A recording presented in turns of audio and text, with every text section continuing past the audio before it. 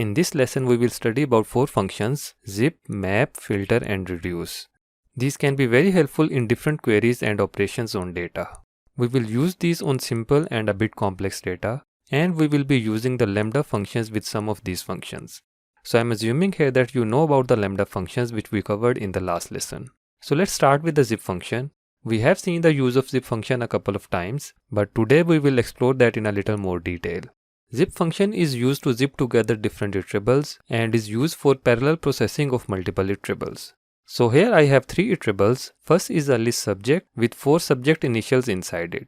Then is the tuple ch for the creditors, and it has the creditors of the 4 corresponding subjects of the subject list.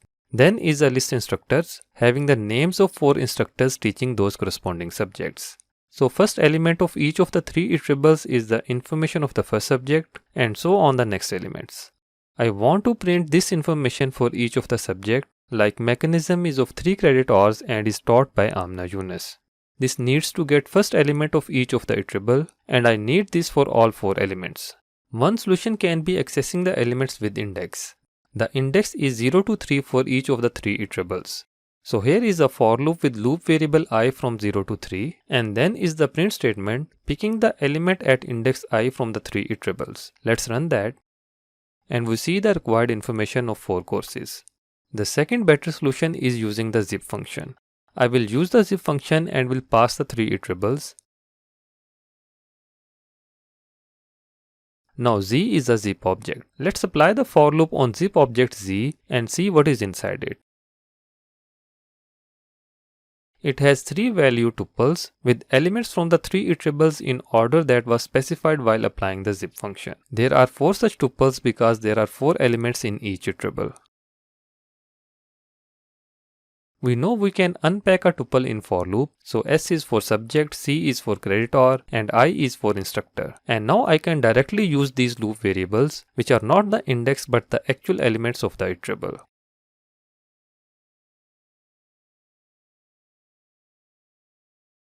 And we get the same result. You will see in a while a few good features of using the zip function instead of accessing elements through index. Now let me uncomment this for loop.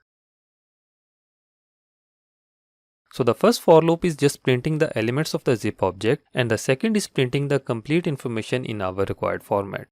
We can see the output of the first loop, but there is no output of the second loop. What's wrong we are doing here? The fact is that a zip object is an iterator and not an iterable like a list. Now that can be a very important discussion on difference between an iterator and iterable. The function map and filter, which we will study in a while, also return an iterator and not the iterable. So the way I have planned the discussion on iterator and iterable is that I will discuss the difference briefly in this lesson, and in next lesson we will conclude the discussion on difference between iterator and iterable. The first thing is I would like to see how a zip object looks when printed directly. We know inside the zip object we have 3 value tuples, but the zip object itself is a list of those tuples or some other collection of those tuples or something else. So let's print the zip object directly.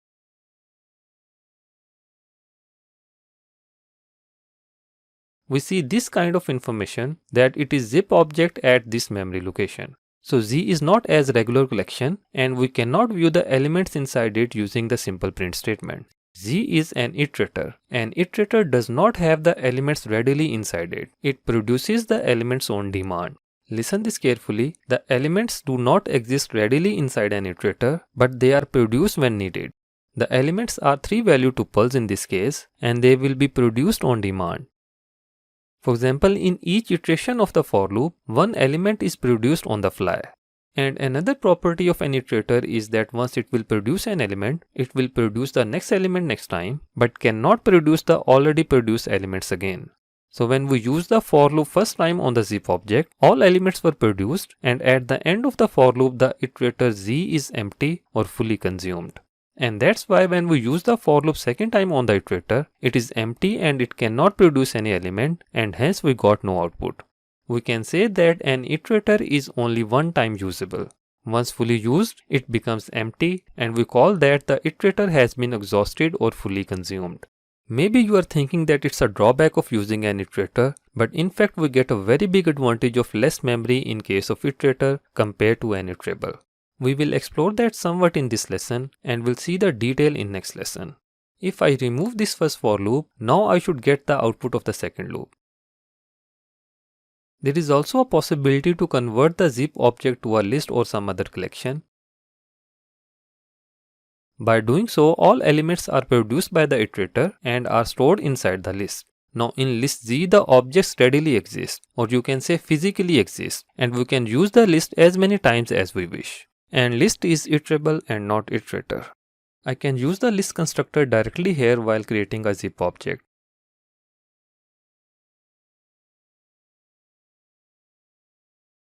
You can see the output of both for loops here. Now I will change that back to a zip object since I want to use the information only once. Now let's say we have 3 instructors instead of 4 inside the instructor list. So now 2 of the sequences we are zipping together have 4 elements and 1 has 3 elements. In such case, zip function will zip the elements till the shortest of the collection. Meaning in this case, first 3 elements from each collection will be zipped because the 4th element of the first and the second collection has no corresponding elements inside the third collection. See that we have the result of first 3 entries. This feature of the zip function is an advantage over the solution where we were accessing the elements using the index. Because in case of index solution, we will get an error while accessing the 4th element of the instructor list. We also have a function zip_longest which is available inside the module itertools. This function will zip the objects till the largest number of elements inside the input collections. For the missing values in the shorter collections, it will use none by default. Or we can specify the optional input argument fill value which has the default value as none, and we can set that to any other value we want to assign to missing values. For example, here let's specify that as TBA, which means to be announced. And see that we have the information of the 4th elements as well, and the instructor name is TBA. I forgot to include examples of zipping some dictionary. See here we have a list with 4 numbers and then a dictionary with 4 key value pairs. If we will zip list and dictionary, this will be the output. The list elements are zipped with the keys of the dictionary. If we use dictionary.values here, the values of dictionary will be zipped.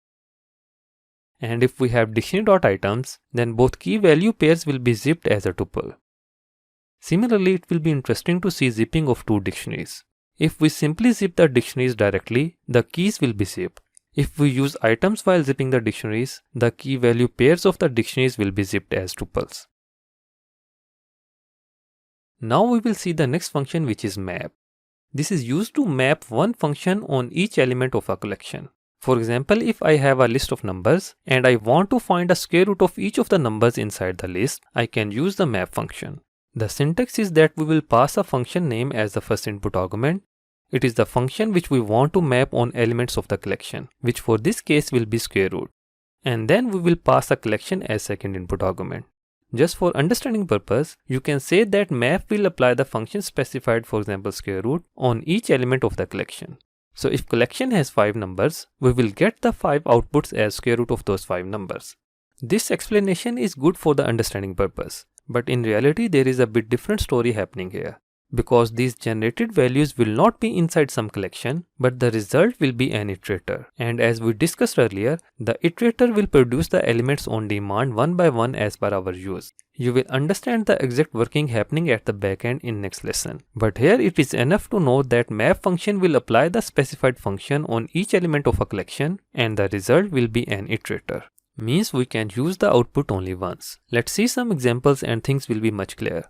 So here we have a list of 6 strings, and task is to generate a list of lengths of each of the string.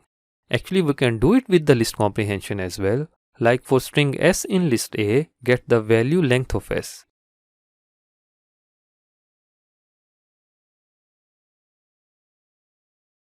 And we get the length of the 6 strings. Now let's do it using the map function. The first input argument will be the function name we want to apply on each element of the list, which for this case is the function len. And then the second input argument will be the list. Let's assign it to some variable, for example m. M is a map object which is an iterator. Let's just get each element from the map object and print that. And these are the 6 lengths of the 6 strings. Let me show you how the map object looks when directly printed. See that it is just a little description that it is a map object at specific memory location. Again, because map object is an iterator and not iterable, and if I will try to get the elements of the map object second time, we will get nothing because iterator is one time usable.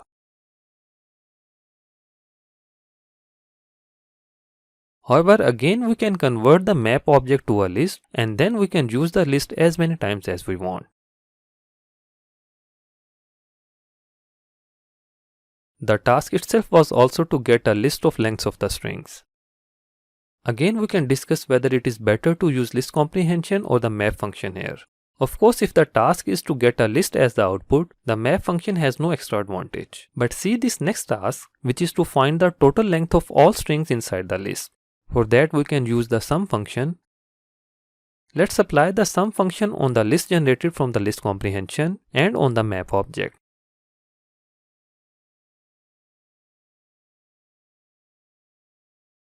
We get the same result, and here we have advantage of using the map function.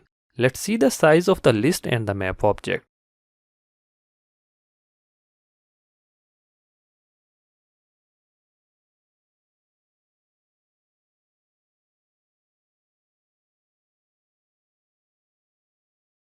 See that list is of 120 bytes and map is of 48 bytes. The difference can be even huge while working on bigger dataset. And this is one very big advantage of an iterator, that it takes very less memory as compared to an iterable. Now let's say I want to generate a list of same strings but all in uppercases. For that I will use the map function and I will specify the function to be mapped as lambda function. That for string s the output is s.upper. Then the list A. Let's convert it to a list and we get the desired result. Now we have a task where we are given two lists x and y representing xy points on the Cartesian plane. The task is to generate a list of magnitudes of xy points. Now the data is in two lists and we want to map a function taking two values, one from each list.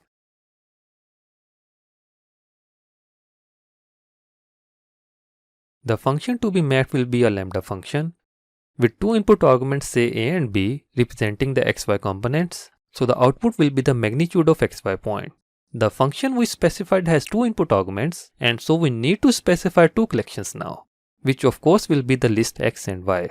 So map function will pick one element from both lists and will apply the lambda function on those. We get the magnitude of 6 xy points.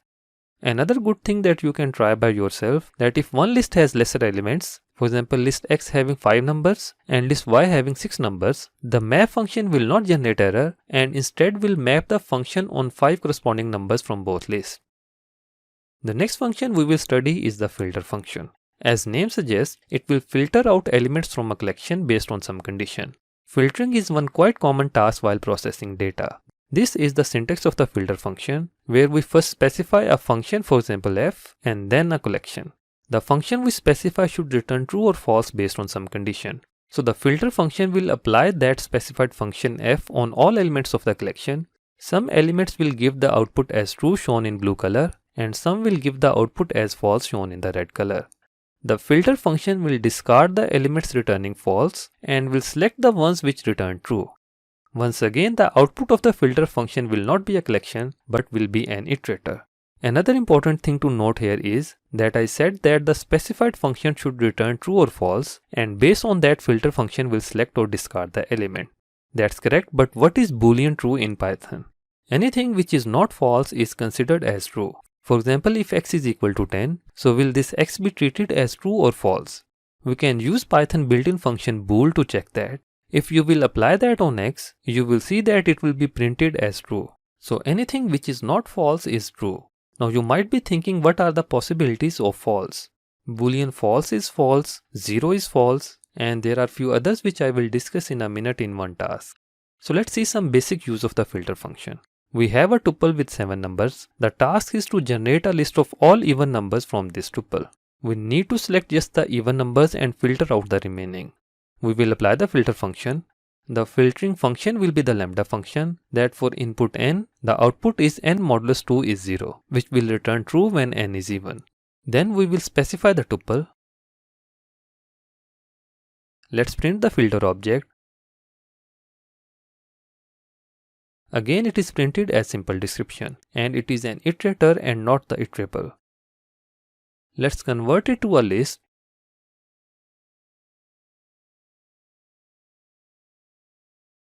And we get the list of just the even numbers from the tuple. Next task is to generate a set of all numbers greater than 10. The filtering function will be that for input n, the output is n greater than 10, which is a Boolean expression returning true or false. To get a set, we will use the set constructor.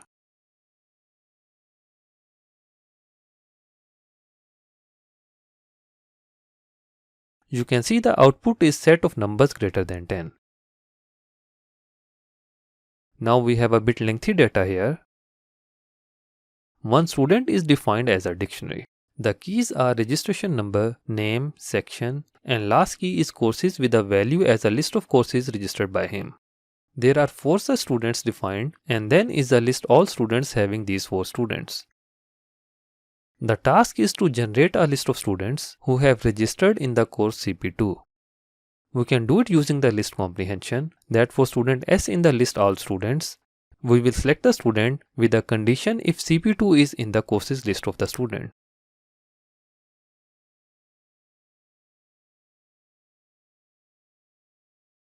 There are 2 students who registered in CP2.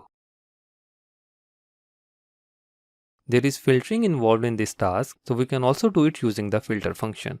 The filtering function is that for input student S, the output is Boolean expression CP2 in courses list. Then we'll specify the list all students.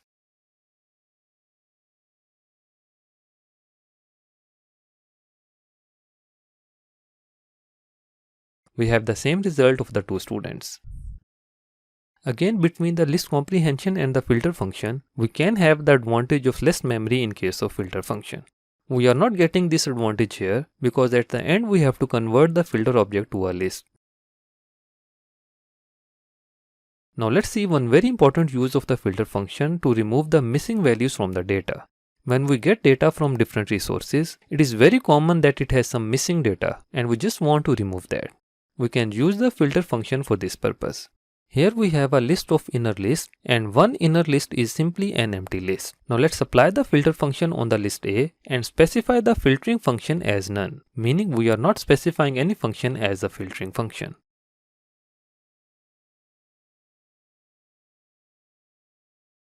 See, the output is having the inner list except the empty list. So empty list has been removed because an empty collection is considered as false. No function is provided as the filtering function and hence any element equal to false will get filtered out. The values which are considered as false by Python are 0 as integer or float, or even it can be a complex number 0, then false itself, then none, then any empty collection that might be empty list or empty dictionary or empty tuple or empty set, and also a blank string. All of these are equal to false. So here I have a list A with many missing values in the form of empty collection or false or 0 etc. Let's apply the filter function and specify the filtering function as none. See carefully that all missing values have been removed. You can verify by using the bool function that 0 is a Boolean false. None is also Boolean false. Empty list is also Boolean false, and if there is even a single value inside the list, that list is Boolean true. By the way, instead of none, we can also use the function bool as the filtering function. One important thing in this missing value scenario is that many times 0 is not something as missing value and we want to keep the 0. In such case, we need to be careful. Actually, we can specify the filtering function in an intelligent way. Like for input I, output should be true if I is 0. and else the output is same as input I. So basically we are asking to treat 0 as true in the filtering function. See that for second filter function, 0 is inside the output list. We also have false in the output and all other missing values have been filtered out. Why not false is removed? Because false and 0 are treated equal. But in some scenario, if you want to keep just the 0 and not the false, then instead of this equality relation, you can use the is operator. The equality checks if the value of two operand is same, which is true for 0 and false. But is operator checks if the two objects are actually the same objects in the memory. 0 and false are two different objects, and hence is operator between the two will return false. See that in third output we have 0 but false is filtered out. We can also use the map and filter together in a single statement. We have a list of numbers. Task is to generate a list of squares of the numbers, but only selecting the even numbers. So we need filtering to select only the even numbers. And then we can map the square function on each number inside the filter object f.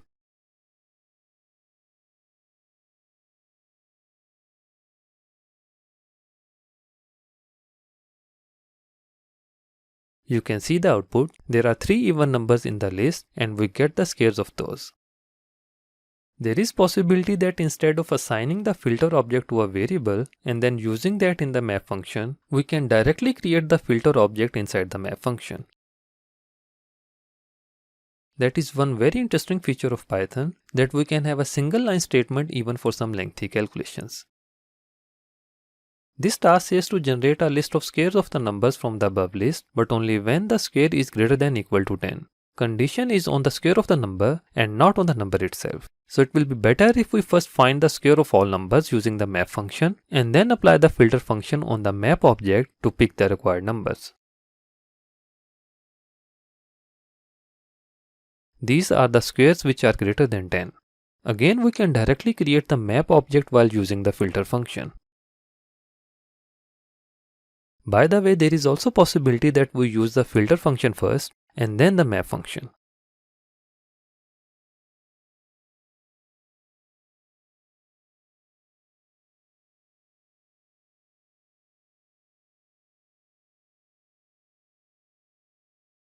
Of course, everything is logical and when used correctly will give the correct result.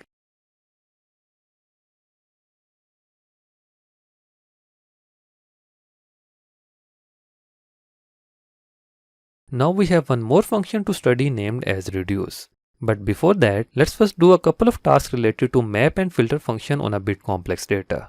Here is data of few movies which I hope you are familiar by now. One movie is one dictionary with keys as title, year, runtime, then the key genre with the values as a tuple of genres, then director name, and then the key actor with the value as list of leading actors of that movie.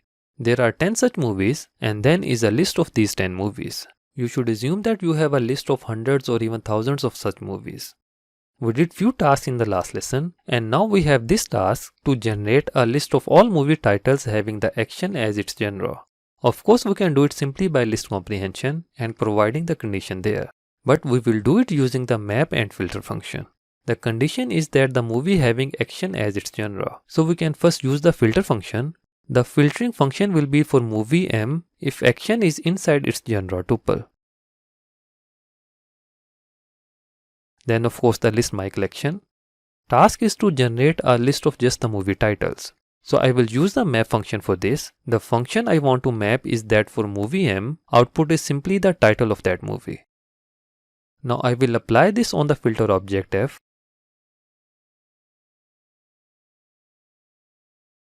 And these are the titles of the action movies. Next task is what is the maximum runtime of the movie with action genre. We have the same filtering condition that movie is an action movie, so I will pick that from here. Now I will apply the max function on the filter object. Filter objects has movies as its elements and I want to find the maximum elements based on the runtime. For that I will use the optional argument key of the max function. We have discussed about this argument key in the previous lesson.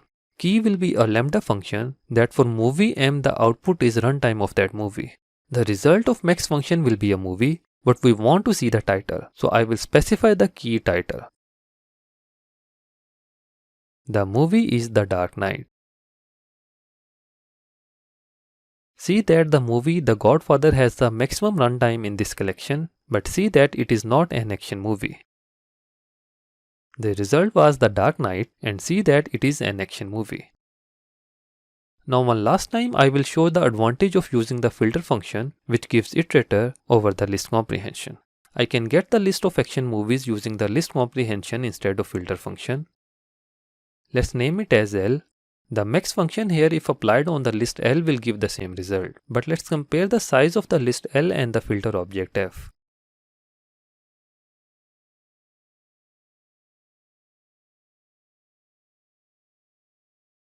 It's 48 bytes for the filter object versus 120 bytes of the list.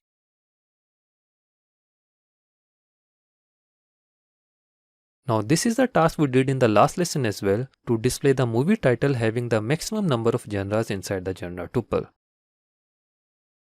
We did this using the max function, and the result was movie Inception. We saw that this movie has 4 genres in the genre tuple, but there are other movies as well with 4 genres. The result is Inception because that is the first one in the list with the maximum genres.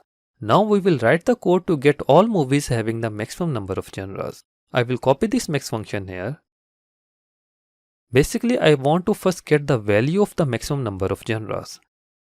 The result of the max function is a movie. I will access the genre key of that movie, which is a tuple, and then the length of that tuple is the number of maximum genres, which for present case is 4. Then I can simply apply the filter function to get the movies having this number of genres in their genre tuple. The filtering function is that for movie X, if the length of its genre tuple is equal to m, which is the maximum number. To get just the titles of the selected movies, I will use the map function on the filter object.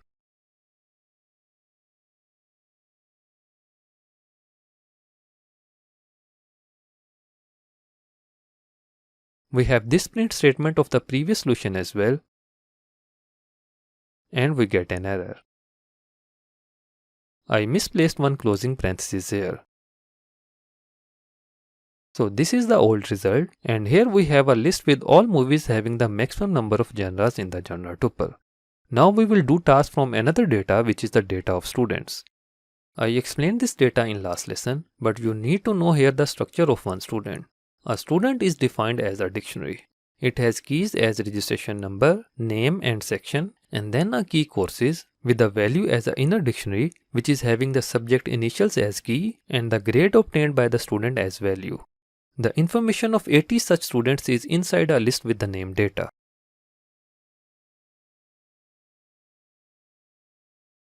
The review question of the last lesson was to sort the student based on their GPA. For that we need a function to calculate GPA, and I have created that here. Now we have a task which says first to filter the students who have registered 5 subjects. Let's do this first. The filtering function will be for student S. The courses key is having the information of his subjects as a dictionary, and its length will be the number of subjects registered by him, and that should be equal to 5 for the students to get selected. Then task says to sort those on the basis of their GPA. So I will apply the sort function on the filter object F. The key of the sorting will be the GPA of the student, which is being calculated by the function calculate GPA. Just to show you here that the function calculate GPA takes one student as input argument. The sorted function returns a sorted list. The task says to generate a list of just the registration numbers. I will use the map function for that. The function to map is for student S, the output is registration number.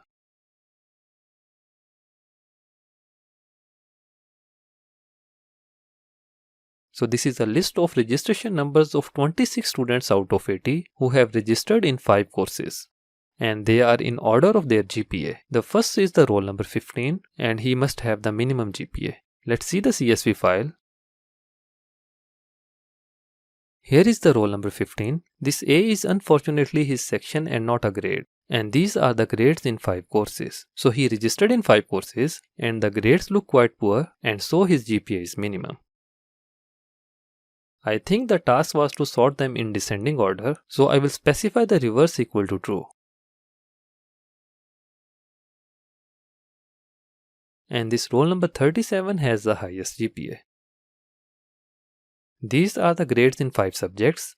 These look higher grades and hence the highest GPA. Then is the task to find the registration number with the highest GPA but from section A, and he or she should have registered at least 4 courses. The filtering condition is section A and at least 4 courses. So the filtering function should be for student S, section is A and the length of courses is at least 4.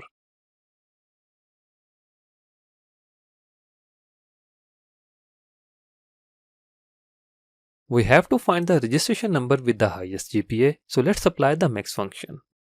The key of the max will be the function calculate GPA. The result will be a student, so let's just access the registration number. It's roll number 37, she is from section A and we saw earlier she registered in 5 courses. Then you can do the same for section B. There can be many practice tasks from this data. I will mention a few in the description. And then this task is one review question. It says to find the GPA of all students. You should use the map function for that, and then it says to add that GPA as one key value pair in the each student dictionary. Of course, the key will be GPA and value will be the GPA value. You should know that dictionary is mutable data type and hence the same old dictionaries must get one new key value pair. So that was all about map and filter function, and we saw that both gives an iterator as the output. The next lesson will be on generators, which are also iterator, and then we will discuss in more detail the difference between iterator and iterable. We had discussion in this lesson as well that iterator is one time usable unlike the iterable, which can be used as many times as needed, and the advantage of iterator is less memory as compared to iterable. But we were left with one function in the previous file. It is the reduce function. Firstly, this function is not very commonly used. In Python 2 it was one built-in function, but in Python 3 it was moved to the module func tools. Anyways, what is this reduce function? In simple words, this function will reduce one collection to a single value. Although that single value can be a collection, but usually that is a single value. Suppose that we have a list A with 6 numbers and we want to add all numbers together. The method will be adding the first 2 numbers, giving the result 5, then adding the previous result with the next number in the list and it will give the value 11. Then adding that result with the next number in the list, giving the result 16. And so on till we get the final result. So see that we have reduced the list to a single value which is 21. We have a built-in function named as sum, which we can use to sum the values inside the collection, and we should never use the reduce function for this purpose. But what if we have to find the product of the numbers instead of the sum?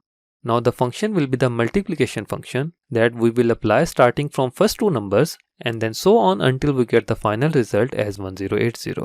We don't have a built-in function for the product, so we will use the reduce function. This is the syntax of the reduce function. The first input argument is the function we want to apply on first 2 elements of the collection, and then second input argument is the collection itself. So here we have the same list. To use the reduce function, I will import that from functools module. I will specify the function as a lambda function that for 2 inputs x and y, the output is their product, and then the list A. The function reduce will apply the product function on the first 2 numbers of the list, then on the result and the third number, and so on as explained earlier.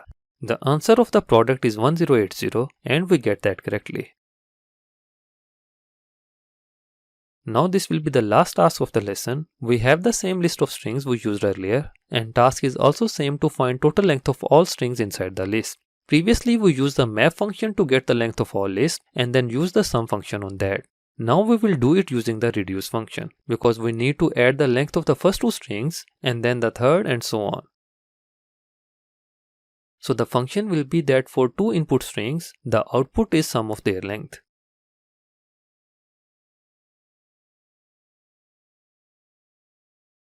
But we get an error. We need to understand the reason. See here, these are the 6 strings inside the list and we are applying the function f on the strings. This is the function we applied that for 2 input strings the output is sum of their lengths. When this function is applied on the first 2 strings, it will work correctly and the output will be 17. But then the same function will be applied on the output which is 17 and the next element of the list. So it will apply the len function on 17 and that generated error. In the example of product of numbers inside the list elements were numbers and the output was also number. But here the list elements are strings and output of the function is a number. So maybe we should have this kind of function considering the first value is a number and second is a string. So the output is number plus the length of the string. This function will work perfectly for this case and for next cases as well. But I hope you can guess that now this function f will not work for this first case when it is applied on the first two elements of the list. For that we have a solution. We have a third optional input argument in the reduce function, which I am specifying as 0. What this does is that the first time the function will not be applied on the first two elements of the list, but on this third argument and the first element of the list. It will be better if you consider that this optional argument is placed in the list at the start of the list. So now the function f is applied between these two elements, and you can see now this lambda function will work correctly for the first case as well. So now let's change the function here and specify the third argument as 0. And this time we get the correct output. So that's all from this lesson. Thanks for watching.